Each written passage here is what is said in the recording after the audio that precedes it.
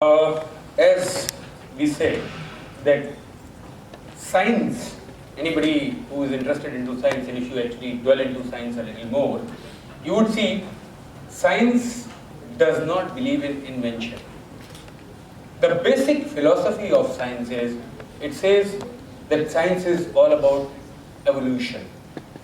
It's about looking at what has happened yesterday to build up what will happen tomorrow.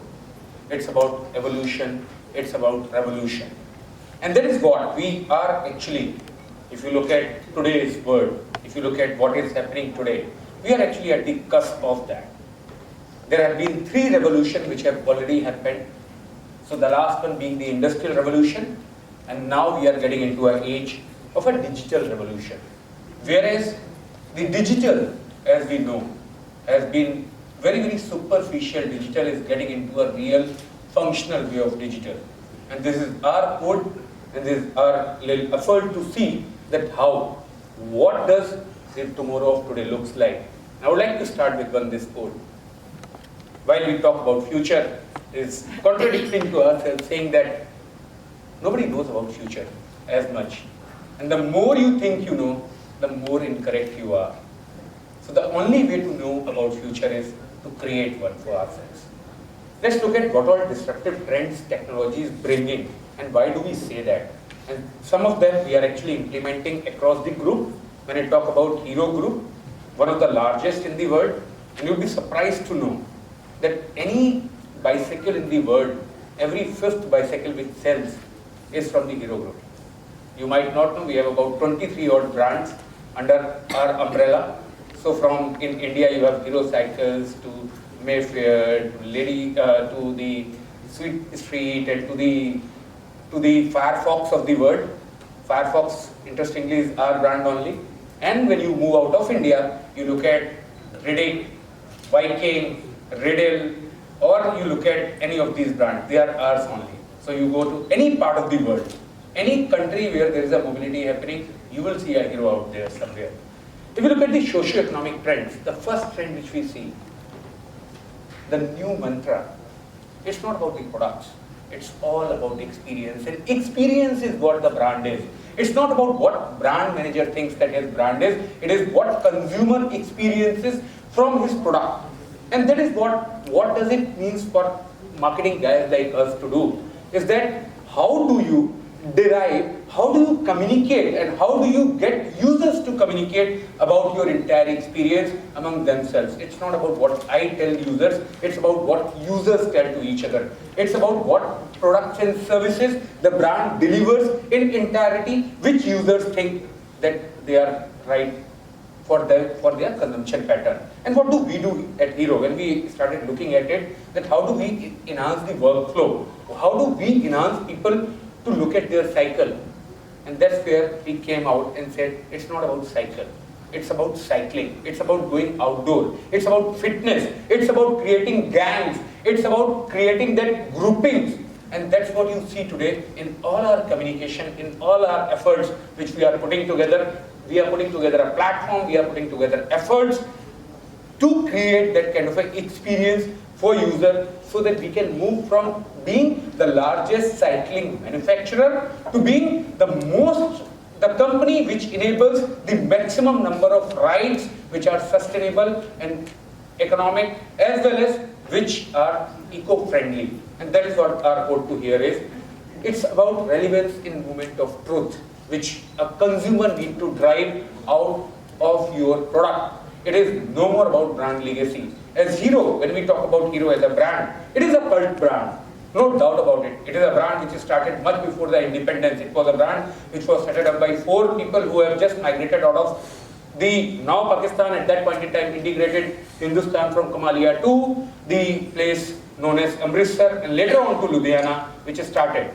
It is the brand which was able to claim that Hero Desh Ki Dhadkan. But does that brand actually connect to consumer today? Even if I go today and say Desh Ki Dhadkan, will it connect to consumer? Can I use Desh Ki Dhadkan to a Firefox? Or can I use Desh Ki Dhadkan to a Avocet or a BSH or any of these brands? The answer is an astounding no. I need to create the relevance to the consumer. I need to create that CX. I need to drive that consumer experience, which will talk about itself. And we have, as a brand managers, we need to ensure that we zero into the values the consumer drives from the product, the consumer drives from your service, and not what you think it has to drive. It is an age of on-demand economy. We might feel it's a sharing economy, but actually the products which will succeed in future are the zero-cost products. It is not about the valuation of the product. It's about how you can make your product and services available the way the consumer needs it and where he needs it. It's the Airbnb of Uber, of everything. Whereas the selfish economy is on rise. It is about my thing. I don't care about how old a brand you are. I don't care about for how long you have been into service. I don't care about if you have served me for 30 years. The moment you stop servicing me for 30 seconds, I am gonna shift. And I'll give you an example. One of my previous brands which I worked, Nokia. Go back in year 2007. When you land from a flight, what used to be the sound? I think the sound of ting, ting, ting, ting used to dominate the sound of air hostess and pilot together. Do you agree with me? Yes? Am I so boring? Yes. Yeah? Do you agree? Let's make it a little more interactive. I've just flown in, so it will help me to kind of speak a little less. So, if you look at, that was the sound. Just 3 years. Just 3 years it did not took. Our market share at that point in time was 78% upwards. If it has to be a handphone, it has to be Nokia, or Nokia to kya kiya. That was the famous joke. 2012, the brand is outsold. And that is what the consumer loyalty is. Go back to your forefathers and ask them what loyalty is, and they will tell you. Today, we talk about loyalty. Today, there is nothing called as loyalty. Loyalty as a term does not exist. Look at your personal life. Look at the life of millennials who are the ones who are driving the entire market forces. There is nothing called as loyalty existing. The only loyalty is if you can deliver the moment of truth to the consumer experience when he needs it, where he needs it. What do we do as Hero there? How do we create a sharing economy? So we started working onto it, and we have created a new company called as Hexi. Hexi currently powers the maximum number of rides in the world. We are the biggest with the Ofo and mobile. We are the largest ride sharing platform. And what we are doing for India today? Today, if you look at India, there is a movement code from World Road Congress which is called as WCPT, walk, cycle and public transport. And then comes the private transport, whereas in India it is completely different. Your progress is mapped with the size of your car. Worldwide, it is completely different. If 0 to 3 kilometers you walk, 0 to 6 you cycle, or 0 to 10 you cycle, and after that you take up public transport. What do we do? So we are working with all state and central governments, and we are putting up an infrastructure together. In fact, the Thane cycling park which is coming up, we are partners out there, and we are coming up with a ride sharing. Now think about it. This is being done by an organization which is the largest manufacturer of bikes. I am saying that I am going to enable people not to buy bikes, but to rent bikes and run with it. Why? Are we running out of production capacity? Are we what is it? The only moment of truth is that even if I can install as much production as I want, but will I be able to get a consumer who wants the bike where he wants it? And how do I ensure? The current challenge which is coming up and which we are trying to sort is, there are multiple organizations working in the country. So you have these, in Bombay itself, there are about 7 odd ride sharing platforms which are working, and these are not interportable. So you have these 7 different wallets in which you need to have the money and in which you need to do a KYC to ride from one to another. What we are doing currently is working out and creating a standard platform. Anywhere in the country you go and outside the country you go, you just have one platform. You just get out from the public transport, pick up the nearest bike available, throw it anywhere you want and move out, and rest will be taken care by us. You just pick up any bike, whichever is nearest to you. Don't do anything, just go, scan the bike, do the basic thing, and it's yours. And that is the thing. It involves the risk, but then if we don't change, somebody else will. And that's a very, very clear thing for any of us, to change yourself before somebody comes and changes you. If you don't change, the consumers have changed and they won't mind shifting. It's an era of digital overdose. Honestly, it's an era of digital overdose. If we look at how many notifications do happen, we had this device to add to productivity, and then we created codes to stop these devices to notify us. Isn't that? Think about the era when you had that 3310 or the first mobile phones coming up. The Philips Diga, which was one of the first set which came into India way back in year 1997, when incoming was 36 and outgoing was 24. And look at today. It's the voice business itself is towards a slow death. It's about a data business, and yet we want data, but we do not want intrusion. Now, is it for us? This is true for consumer. And then as a marketer, when we create that beautiful email, and when we create that beautiful notification, and when we create that beautiful video, we forget about it, that this guy is also gonna have the same thing. And then we sit in front of our screens and wonder about, why is my open rate is not good? How many of us do actually go into our inboxes and open all the emails which are coming in? Are we talking to consumer in what he wants to hear? Are we initiating a talk when he wants us to initiate, or are we telling him what we want to tell him? A question to each one of us. If we look at, it's the digital transformation era, and we as marketers need to empathize, learn by experimentation. Nobody knows what the future holds for us. How? We need to actually, it's not about creating a new software code, it's not about creating a new app, it's not about creating a new website, it is about redefining your entire business process. It's about looking at tech businesses. It's about your CIO need to be Chief Innovation Officer and not the Chief Information Officer. Its information age is passing. You need to have innovation going on, and how to innovate to be able to speak to consumer the way he wants, where he wants, and what he wants. I'll give you a very real life example. As I said, Hero is an organization which is like 70 odd years old organization. Recently, we had one very interesting case. We bought some code, software code, something, and the bill was sent from a guy in our team who has just joined in about 19 and a half, 20 years old. This is the guy who sends a bill which has to be cleared by the accounts department, and where a person who is sitting is an age group of 52, just about to retire in a couple of years. You know what was the best question which came in? The bill has come in, but it does not have a stamp of store that the material has been received. Where the material has been consumed, I need the proof of it, because of as a process, anything which company buys need to go to store, need to get a SCM approval, supply chain management, and then it needs to go to store. There has to be inward entry, and there has to be an outward entry of consumption. And now these two guys are speaking to each other, mails flowing all over the place. Who is incorrect?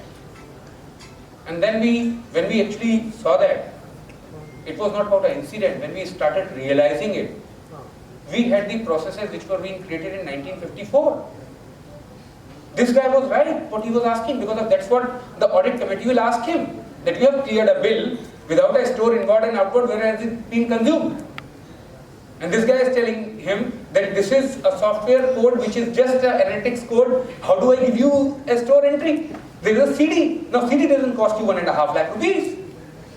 And interestingly, it did not even have a CD, because if you downloaded it, you had a license which had some jargon code. He said that if you spend some 1.5 lakh rupees, at least you would have got some real spelling.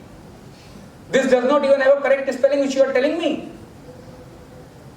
Time to rethink about your business processes. Time to rethink that how your processes are aligning to consumer needs. It has to be technology, has to enable the consumer-centric conversations if we want to survive and go ahead. It's about dynamic consumer journey. The consumer journey is no more linear. Each one of us understand.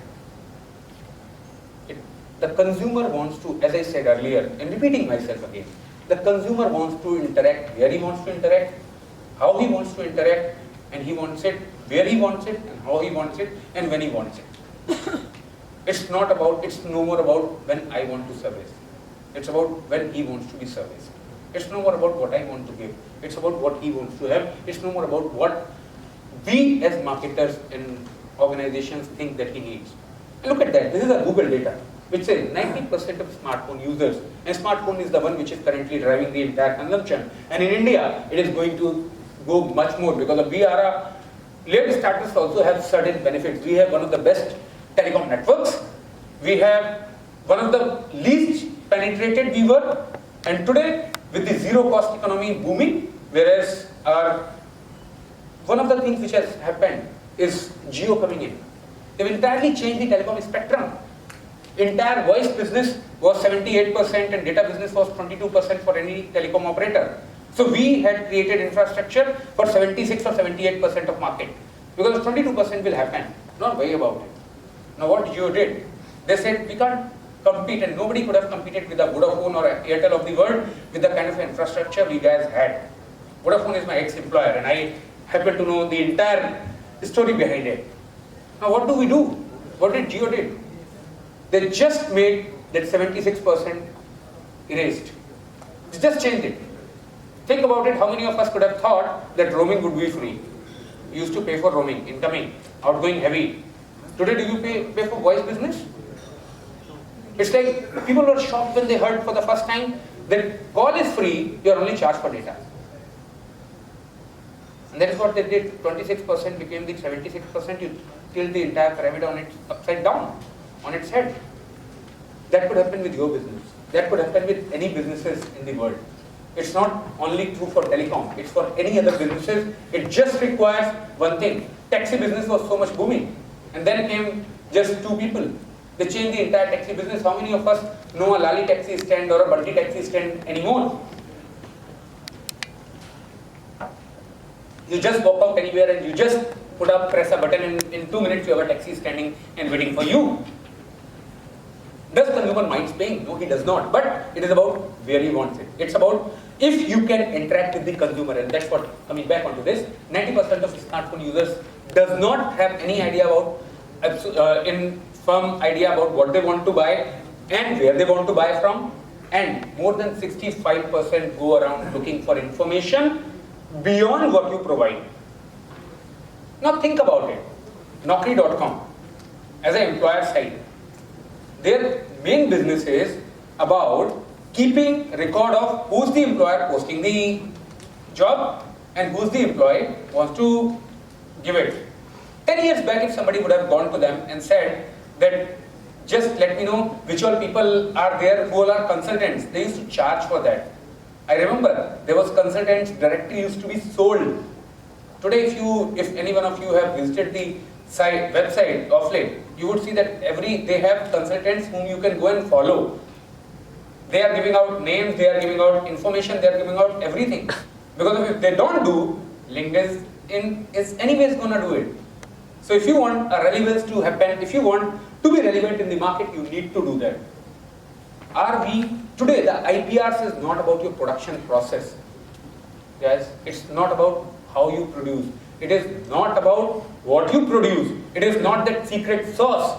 It is about how it is consumed. It is about what consumer thinks that what it will add value to his life. And it is about what consumer is looking at you, what you are. That is your IPR. And for that IPR to build up, you might want to completely break all the wooden doors and put a glass door, and better is sit in the greens. Open up your IPRs. And that is because if you do not, there is somebody who is going to open it up. And then the next Nokia is waiting to happen. This consumerization of work.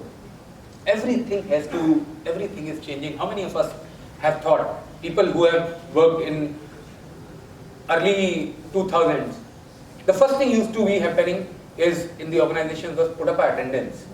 Isn't that? We have been trained in class. Yes sir, yes ma'am. That's what the training was. How many of us actually do it now? How many of us are even thinking. Today, the millennial, if you ask him, the workforce, which is the new workforce, if you ask him to put up attendance, they look at you as if, am I doing something incorrect? Is this guy even making sense? Your entire